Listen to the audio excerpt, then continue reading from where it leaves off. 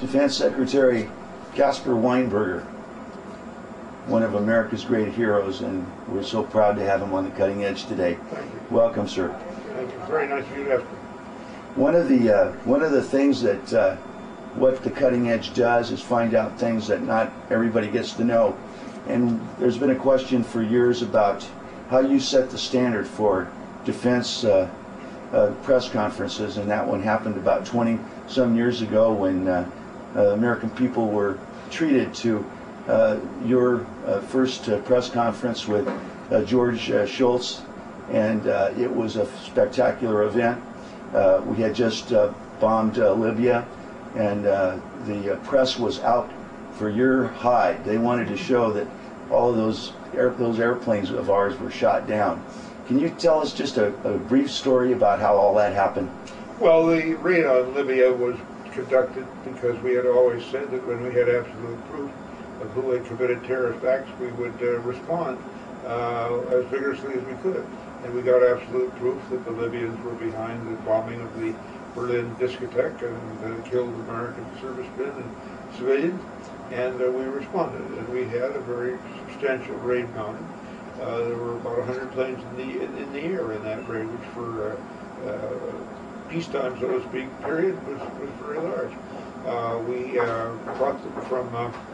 brought them from England, where the planes were committed to NATO and to the defense of Great Britain, and we wanted to bring them directly across France, right to Libya.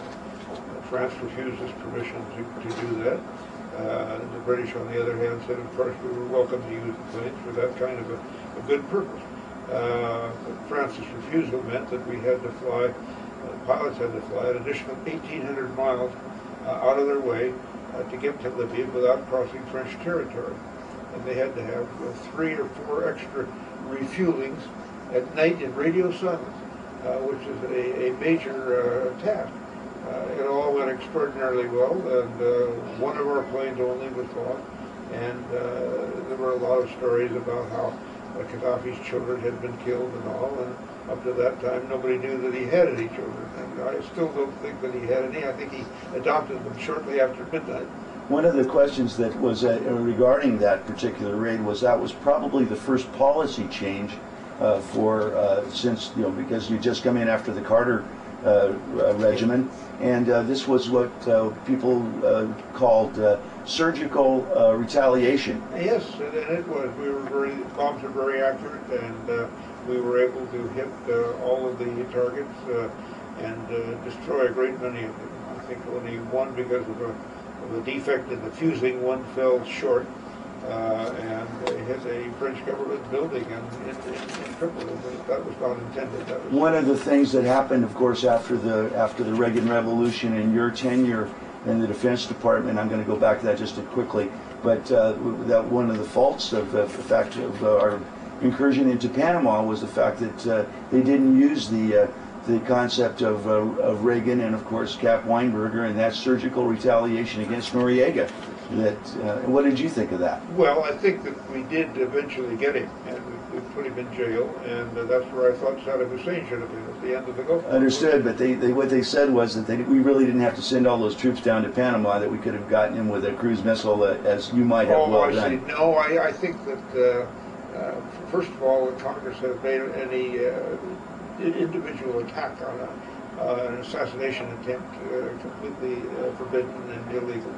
And the other thing was that we were most anxious to destroy some of the facilities that he used in training these terrorists in Libya.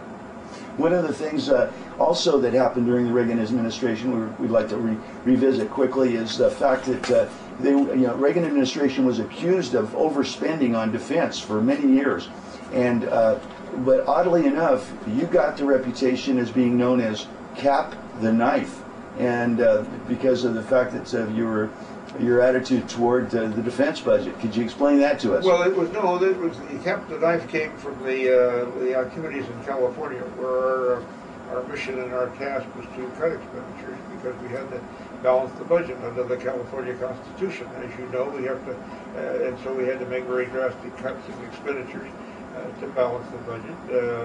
President Reagan even had to increased taxes for a very short time. And when we did balance it, by then we stopped the tax increase and gave the money back. It sounds like Governor Davis could use your help right now. Yeah, well, he needs a lot of advice. I know for me, but he needs a lot. But we've in Washington, we had to get the defense forces back in shape again after many years of neglect, and we're coming off now a period of 8 years of Clinton neglect, which has weakened the military and required very strong action. President Bush has had the courage to ask for some $16 billion increase in the budget to try to make up for all these losses, and that's what's happening now. Larry. Secretary Weinberger, it's an honor to be speaking to you this morning. Thank you. Earlier today, and I think you've mentioned it twice, we've talked about President Bush, and you just mentioned something about the preemptive position that he might be forced to take. Yes.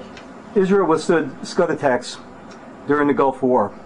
And my question is, do we have assurance that they are willing to be passive again so as not to turn their Arab nations against our initiatives should we get support from their neighbors? I don't know, of course, what the basic diplomacy is at the moment. I know that we succeeded in persuading the Israelis in the first Gulf War not to respond, even though they were the subject of attack by the Iraqi missiles at that time.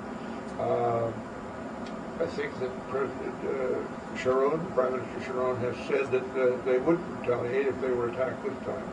And I think that the basic idea would be that they do need to defend themselves, and that they did not improve the situation by not attacking, not responding last time.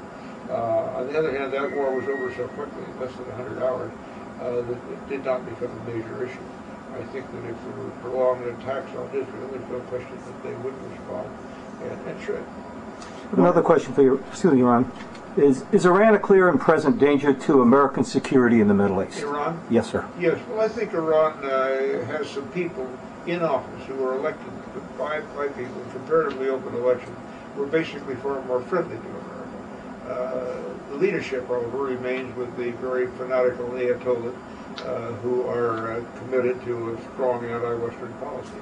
I don't think they're as much of a threat as Iraq is, because I don't think they have the wherewithal or the intention of trying to destroy us. The Iraqi government under Saddam Hussein is avidly seeking revenge for their humiliating defeat, and I think they do present a major danger. Let me ask you one second, Ron. Let me just throw one more question. Okay. As we seek support on Saddam, is there a democratic regime that might assume power in the event and when we get him out? But I think that's one of the things that they're trying their best to do.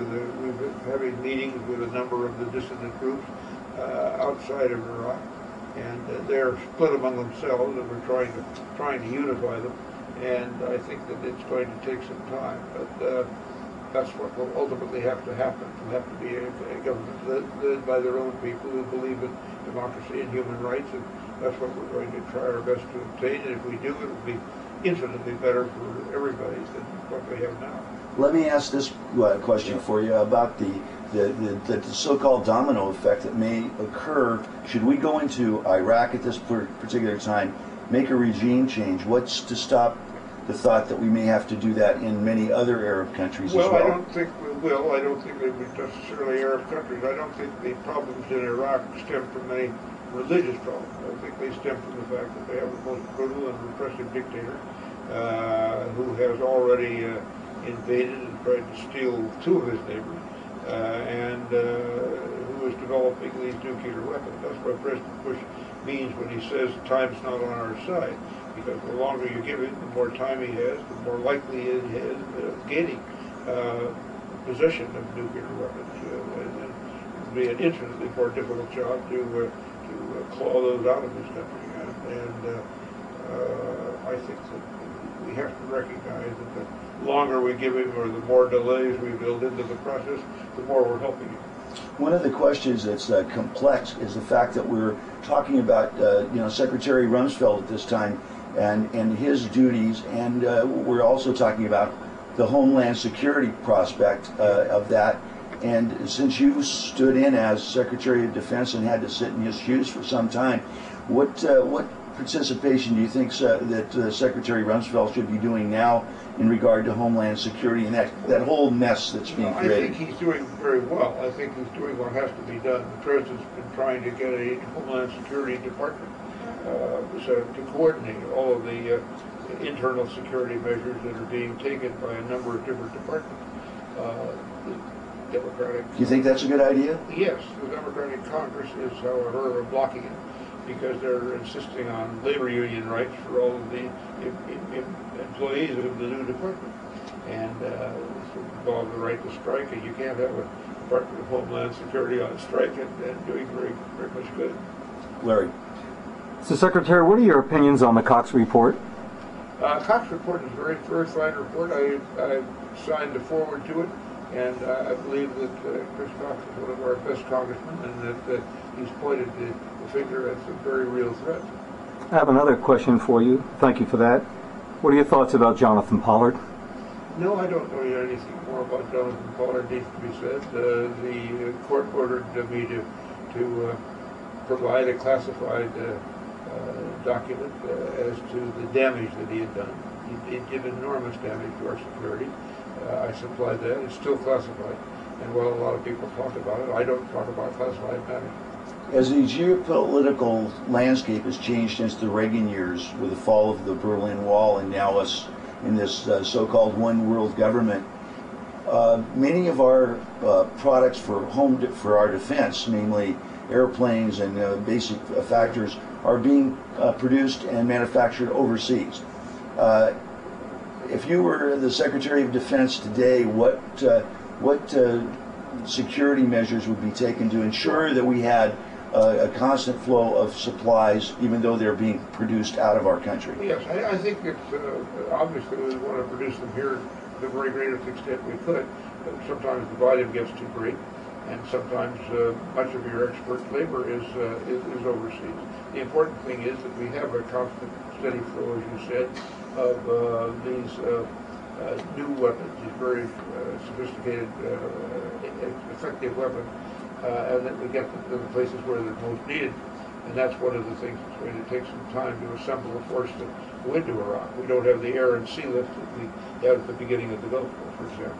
One of the last questions we'll ask you is very important about what you were doing on 9/11 and your initial response as one of our foremost policymakers in our country. Well, I was horrified along there. The first thing I didn't believe, I thought it was just a pilot an error. I was in my office in Washington at the time, and you couldn't really believe that this was happening. There was a direct attack on the United States.